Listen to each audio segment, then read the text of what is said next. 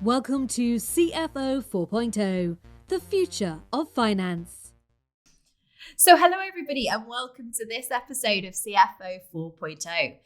With me today is actually a returning guest. We had such a fabulous conversation last time that I begged and pleaded for her to come back on the show and talk about everything commercial finance. So with me today is Monica Arora, who is the Executive Vice President of Commercial Finance at Sage. So welcome back on the show, Monica. Well, thanks, Hannah. It's great to be here again.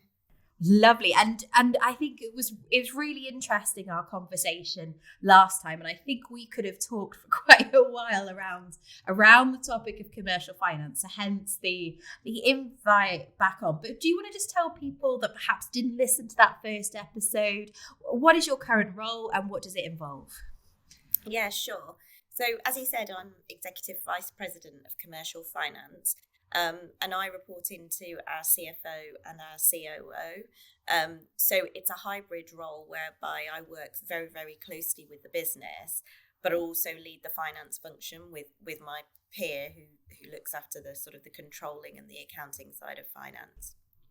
Brilliant. And just tell me a little bit about why commercial finance. What gets you excited about the role of finance, of that part of the role of finance?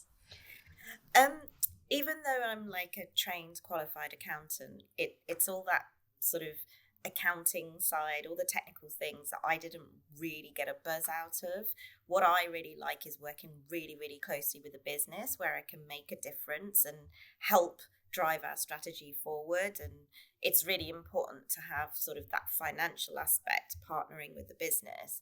And that's the piece I like. I really like partnering with that business and working with various stakeholders. It also makes me feel like I've made a bit of a difference towards the business as well. Not that the other side of finance don't, but I'm not the type of person that likes to sit behind my machine all day crunching spreadsheets.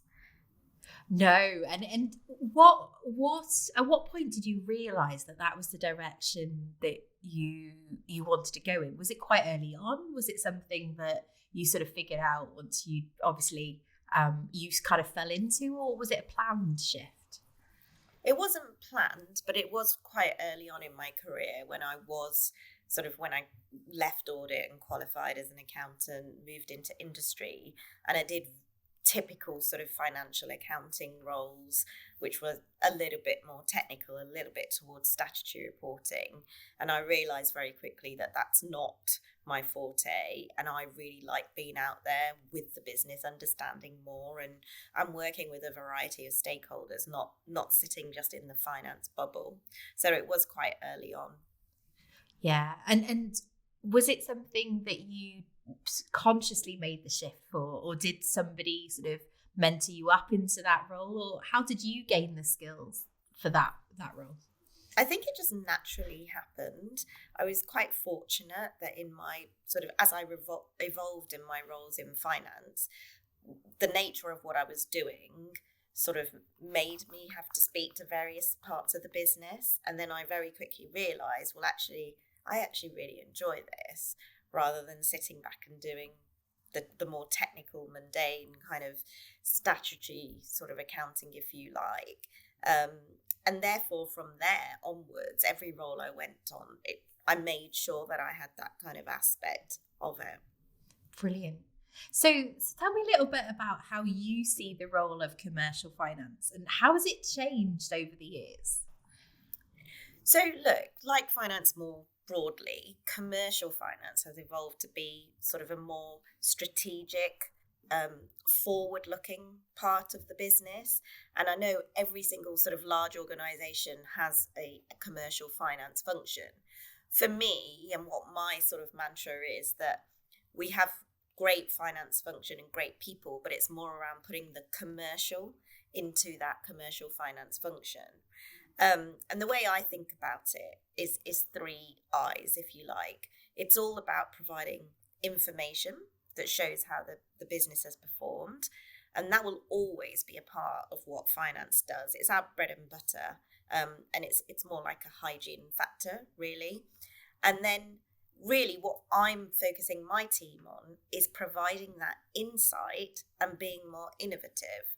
So we're all brilliant at producing the data. I think I said this last time, but what does it all mean? Like, I get sent lots of spreadsheets, lots of data, and the first question I say to my team is, well, what does this mean? What do I need to do? And it's just so important that we as finance colleagues make sure that whatever data we're providing, we give that insight at the same time that informs strategic decisions. So, for example, what are the right investments we need to make to drive growth? How can we reduce the cost to acquire new customers, as an example? And then on the flip side, being more innovative in the ways of how we present this data and the insights to add value to the business, i.e., is it better to do sort of monthly rolling forecasts to aid decision making, or is it better to stay on a quarterly cycle, for example? So it's really, really important that the finance function have this understanding of the business in order to provide that strategic direction, if that makes sense. And the trend will only continue as technology sort of becomes more sophisticated and businesses ask for more real-time data, hopefully moving more towards predictive analytics, financial modelling and scenario building. And obviously with that shift into that more advisory almost role, how has that changed the skill sets that you need to have within that team? Because offering not only data, because data is one thing, isn't it? Anybody with a good analytical skill can produce data and put it in front of somebody, but that skill to be able to understand that data, and like you say, generate insights, that's a different level, isn't it? Yeah, it's a really good question, Hannah. Sort of previously, I think specifically at Sage, whoever we've recruited in, we've recruited the typical colleagues that have come with more of an accountancy background, coming trained in the Big Four, done a bit of audit, etc., then coming straight here. Now I've changed my approach because I've realised that you need a different skill set and you need a different mindset, if you like, because as we've already discussed, it's not just about producing the data. It's about being able to manage stakeholders, being a really strong finance business partner that represents finance adequately, but also able to interpret the data and provide the insights. So previously, we had quite a lot of resource that were there producing data. So therefore, they were really good at spreadsheets and Excel and all the rest of it. But now we're in this era of automation and we're really, really trying to innovate in the way we produce data, automate and reduce a lot of manual sort of production of data. It's changed. So it's about having the right combination in a person, someone that has strong data analytics, so therefore able to draw out the key insights, but then also, as I just said, being that business partner and having strong communication skills, being able to take those insights and provide that strategic advice to the business, no matter what level, but of course operating within financial governance. So commercial finance professionals who can combine both of these skill sets are highly sought after, and it's up to us as companies to find ways to win that competition for the talent. For us here at Sage, we've really started to recruit from a wider pool. As I say, we don't traditionally go for those that have been trained from the Big Four, if you like. And more importantly, we've put a real focus in investing in our own finance colleagues and building their capability, their skill sets, and develop the talent from within. I mean, ultimately, we want to be in a position that senior positions are all recruited from within and we don't have to do external searches, etc. So it also provides, enhanced career development opportunities for colleagues at Sage that, have all the relevant skills, gaining this broader experience, whereby that they can have opportunities to also move out of finance as well. So when you say you've recruited from a wider pool, does that mean that you still need them to have that typical sort of accountancy background at some point in their career and those qualifications, but actually you're looking for somebody perhaps that's worked with lots of different businesses rather than the typical big corporates that you might see traditionally? Yeah, that's absolutely spot on. I mean, obviously, they have to have some accountancy and finance background, and largely, you know, they're qualified CIMA, ACCA, ACA, because you need the basics, I guess. But as you say, Hannah, it's that experience of working in different businesses, different companies. I mean, what I always scan for is this business partnering. When I see a CV, it is just so important in commercial finance, because you know, you're working with the business, you're working with other functions, you're working with those driving revenue. So you need to be able to sort of interact with those stakeholders. And I guess one of the do you a slightly different question, I guess, is do you look for people with an experienced business partnering with certain industries, or do you actually quite like sort of cross industry, almost like diversity of thought coming through? Yeah, it's a really good question. I specifically, when I do my recruitment, the industry doesn't matter to me, because being a commercial finance professional, you can do in any industry, from tech to retail, from whatever it is, and regardless of the size of the organization as well. Because as you say, that diversity of thought, the challenge that is brought in, is always that interesting aspect. And again, it's that added value that we can bring.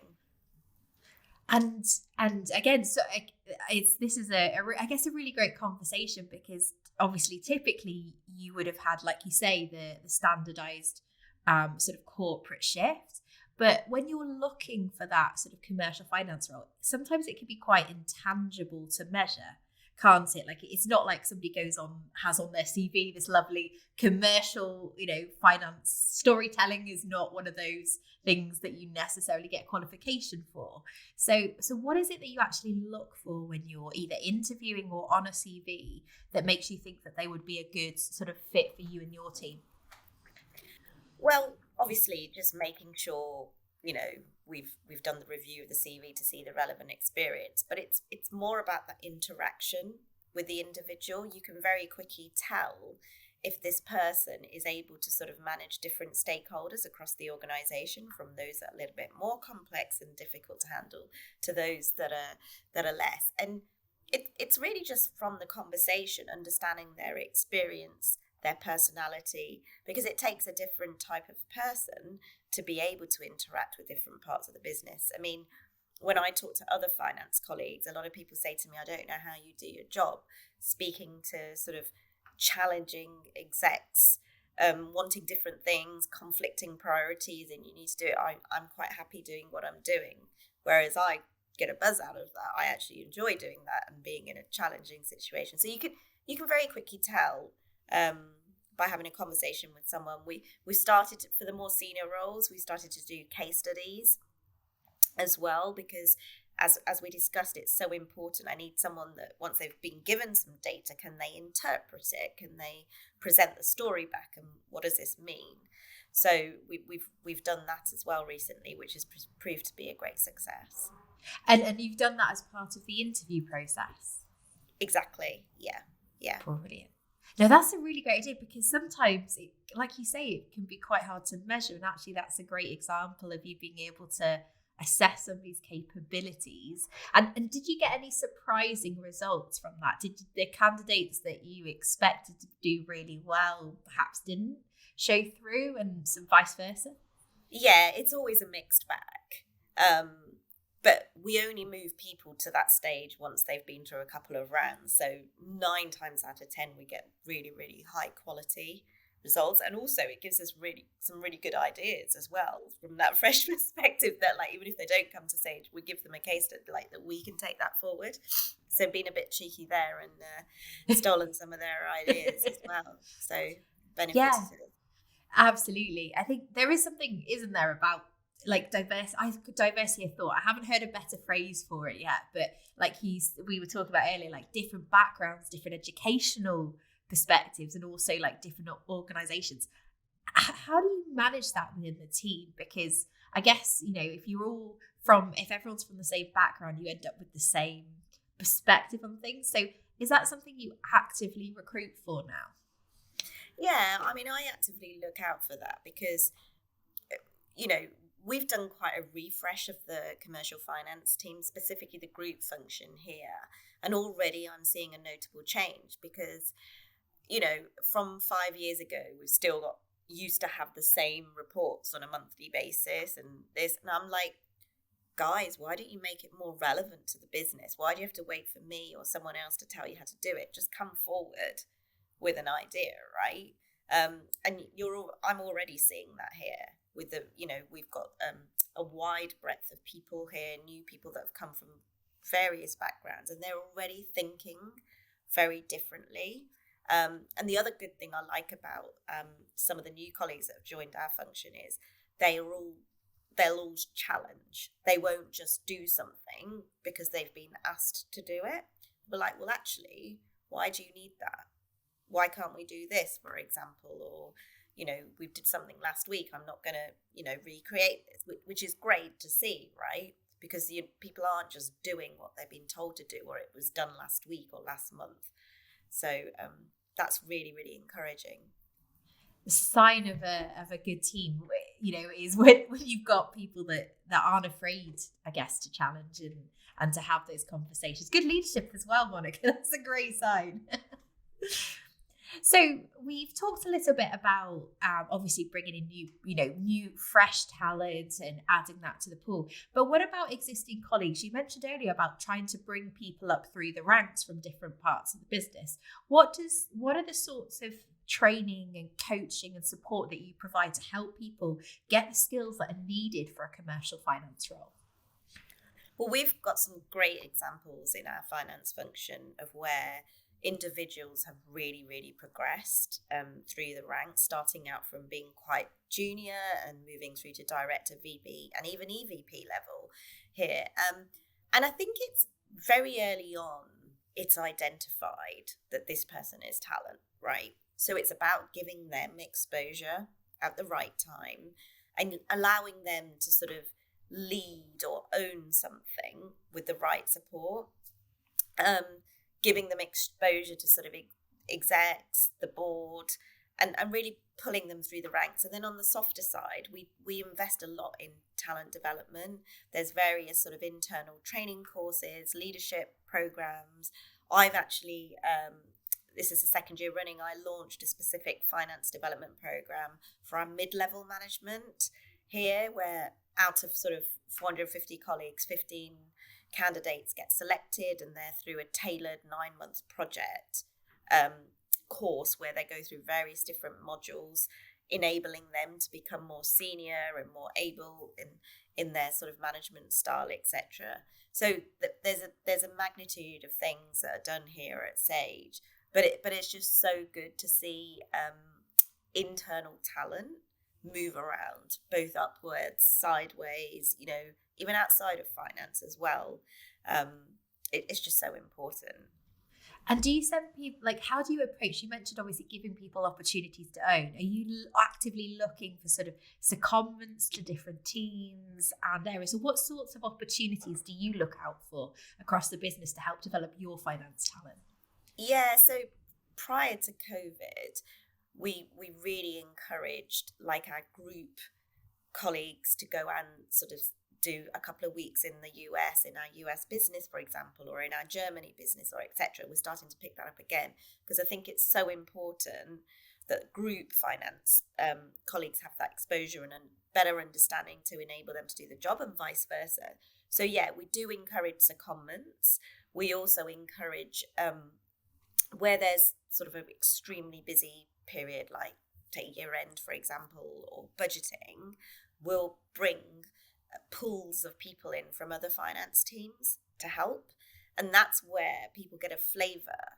So last year when we went through our budgeting cycle, it was really, really tough, really time pressured. And we had some analysts from our financial accounting team that came in, absolutely loved it. And now they want to move into the FP&A world, for example. So, there's examples of that cross-functional, if you like, as well as moving out into the business and vice versa, people coming in from business to group as well. That's brilliant. And obviously with the data and insight piece, so I had a fascinating podcast that's literally coming out this week with a chap all about data storytelling, which I thought was a really interesting concepts around, how to structure it. Is there what kind of enhancements do you offer around sort of interpreting the data? How do you support them to develop those kind of skills? So again, it's just sort of individual coaching. And again, we do have sort of specific training around innovation and sort of storytelling more broadly. But it's something we probably need to work a little bit more on and get a little bit more sort of formal structure there. But again, I think it just comes with time, doing every month end, going to the business reviews, enabling to learn more, and then you're putting more of that insight in everything you produce. And I think that's the interesting thing, isn't it? Sage has been on this massive journey, like you say, from actually shifting into the world of commercial, bringing that out. What are the changes that you've seen in your team at Sage? What's the shift that you've seen in terms of how commercial finance is perceived across the business? Well, I think sort of with the benefit of sort of the technology and the automation, right, it's allowed people to think more. And it's just so important. I know it sounds really basic, but people are always in a real rush. Oh, let me just shoot this email off. Let me just send the data. But it's now taking that step back and really understanding the data and thinking, how is this going to be used? There's no point in me just sending it on to someone with no story, no value add, no decision making. Do you see what I mean? And I think it's just so key to everything we do. And I guess, how do you balance workloads? Because like you say, having time to actually think through data versus obviously processing it, how do you measure and balance the amount of time each individual has on that kind of work versus the other side of their role? So do you assign certain teams to an individual? Do you assign certain projects or certain reporting elements? How do you guys manage it at Sage? So again, I think it's more around the sort of the cultural shift, if you like. And we do have a specific sort of commercial finance analytics team now that benefit from, the systems that we have that push out all the data. But it's really more about enabling people, giving them the space and allowing them to do that, right? I think in the past people feel like, oh God, month end, forecast, gotta get onto business reviews. It's about making that time and really thinking differently. And we've talked a little bit about systems as we've gone through, and you've said that actually systems were the key driver for the ability to shift into more of this commercial finance piece. What sorts of systems do you think is important and in terms of their role in helping you shift into that commercial function? Yeah, so I think it's sort of more wider, right? We within our finance function here have been looking at sort of automation of more repetitive kind of rule-based tasks. So this allows us to sort of get things done faster, more accurately than sort of an individual can. So at Sage, we've got more of our transactional processes, which are sort of automated, allowing that time again for colleagues to spend more time on the understanding, the decision making. We're producing our own sort of regular reports using automated Sage systems, which also reduces time in preparing the data, pulling the data together. We've got more sophisticated analytical tools as well that provide more insights that the business hasn't had access to before. So we've been, we moved from being an on-prem software provider to subscription-based SaaS business. We've had to change the metrics that we report on, both internally and externally. And again, tech and systems have enabled us to do that. So, for example, we're now looking at SaaS metrics. 2 years ago, we were in no way in any position to do that, right? And these SaaS metrics are so key for us to measure our business, giving us better visibility of the cost of acquiring customers, how long it will take to recoup the cost, more accurately predicting churn, measuring the lifetime value of our customers. versus sort of one-off costs at a point of customer acquisition. And then supporting those smarter investment decisions it is absolutely key. So it's the systems that has allowed us to do that and focus on that. And it also allows us to have the data at our fingertips. We can very flexibly, very quickly access this data, enabling us to help the business to drive some decision making. And what we've also actively done as a finance function is educated the wider business on these SaaS metrics so that they use it on their day-to-day, and they're looking at things very differently as well, which is a great win-win. Brilliant. And that's an interesting concept. So tell us a little bit about educating the wider business, because we say that finance is the role of insight, but actually insight's only great if people actually understand what they're looking at in some ways. So how do you approach the education of the wider organization in terms of building their skills around finance? Yeah, so if we take SaaS metrics, for example, we did a really comprehensive sort of program whereby we rolled out what our key SaaS metrics are, the definitions, how do you apply it, how do we get the data, starting right from our executive teams, then going down individual sort of geo business teams in different functions. And we've done this in a variety of ways: face-to-face, one-on-one, group trainings, videos, you name it, we've done it. And people are really starting to embrace it. So, for example, when we go to business reviews now, it's great to hear sort of business and functional leaders talking to CAC to LTV, lifetime value, return on investment, etc. It's not just about sort of, oh, well, we've got this many bookings generating this much revenue, but what does it mean for the bigger picture? So, yeah, it's really good to see. And have you noticed an impact in of that education? Like, what are the sort of benefits that you as a team have seen? And what benefits of the business seen? So benefits of the team it's that our team are actively providing something useful to the business, and we've got a lot of people coming to us now. Can you just help us with this, or can you do this? Help us with this project, and can you just explain how churn works here and what's caused this, etc., etc. So from that perspective, it's a real evolving analytics team now, which isn't just working within that finance umbrella, if that makes sense. And you actually feel like you're really adding value to the business as well, which makes it more exciting for us as finance colleagues, because you feel like you're making a difference, right? So yeah, that's it. And I think, I must admit, as a consultant, I always worry when I don't get questions and requests coming the other way. That's always a sign of danger. So the fact that you're getting people coming to you asking to explain things or delve into different areas, that means that you know that something's working, that you guys are giving the right information, the right insight. So what do you see as like where commercial finance is going to go next? What's your personal opinion on how the commercial finance function is going to continue to evolve? Well, look, following on the theme from technology, it's all around sort of automation, AI, etc. And we're going to see a bigger role of technology within finance, right?